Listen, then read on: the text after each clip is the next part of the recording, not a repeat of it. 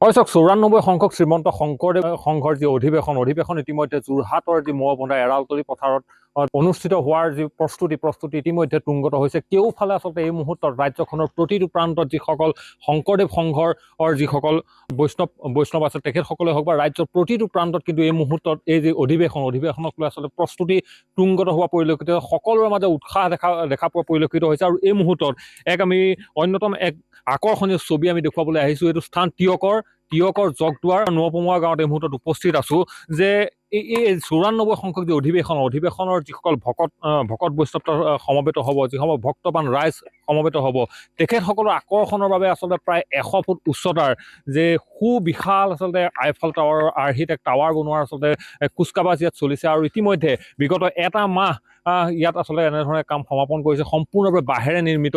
এই মুহূৰ্তত আমি সামগ্ৰিক দৃশ্য দেখাই আছোঁ, ভিজুৱেলছ চাই এনেধৰণে আচলতে গাঁওখনৰ যিসকল জ্যেষ্ঠৰ পৰা আচলতে কনিষ্ঠ সকলো এই মুহূৰ্তত ইয়াত সমবেত হৈছে। মই যিগৰাকী আচলতে শিল্পীৰ তত্বাৱধানত গোটেই কামখিনি চলিছে, মই পোনে তেখেতৰ পৰা কিছু কথা জানিব বিচাৰিম যাতে কেনেকুৱা ধৰণৰ।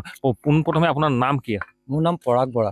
কেনেকুৱা ধৰণৰ আচলতে এই যিটো প্ৰস্তুতি তেতিয়াৰ পৰা চলি আছে আৰু কিমান ডাঙৰ হ'ব আচলতে এই অনুষ্ঠান আমাৰ আৰম্ভ হৈছে প্ৰায় 20 দিন আগৰ পৰা আমাৰ ইয়াত কাম চলি আছে আৰু এসপ্তাহমানৰ ভিতৰত ইয়াত কাম শেষ হ'ব।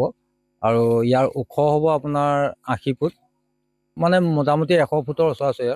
এই আপোনাৰ বহল হ'ব 40 ফুট। কিমান আপুনি যে এই টাৱাৰ যে নিৰ্মাণ কৰিছে এতিয়ালৈকে আচলতে সম্পূৰ্ণভাৱে বাঁহেৰে নিশ্চয়ভাৱে বনাইছে? ইয়াত সকলো বস্তু বাঁহৰ বাদে আৰু একো নহ'ব। কিমান বাঁহ মুতলকে লাগিছে? এতিয়ালৈকে 70টা বাঁহ কটা হৈছে আৰু 6-7টা মান কাটিব লাগিব চাগে। অনুমানিক খৰচ কিমান হ'ব এইগুলি?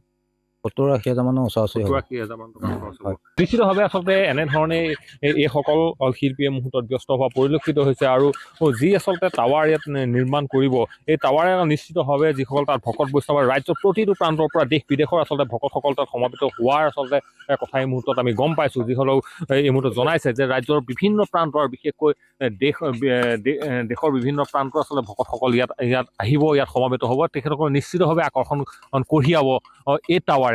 মই আপোনাৰ পৰা কিছু কথা জানিব বিচাৰিম, কেনেকুৱা ধৰণৰ প্ৰস্তুতি, যিহেতু আমি দেখিছোঁ আপোনালোক সকলো সমবেত হৈছে, এনেধৰণে কৰিছে, কিমান দিন আৰু লাগিব, কেনেধৰণে সমাপন হ'ব? আজি আমাৰ এইটো প্ৰস্তুতি প্ৰায় 20 দিনমান লাগিছে। প্ৰস্তুতি আমি চলাই আছোঁ। এইটো আৰু আপোনাৰ 6-7 দিনত এইটো সমাপ্ত হ'ব এইটো প্ৰস্তুতি।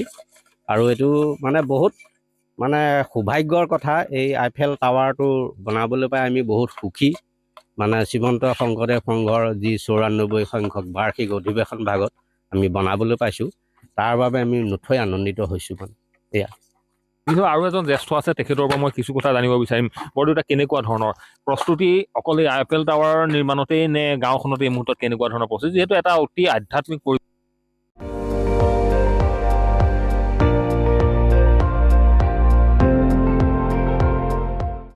আপুনি চাই আছে ND24, সৰ্বশ্ৰেষ্ঠ নহয়, সৰ্বোত্তমৰ দৌৰ।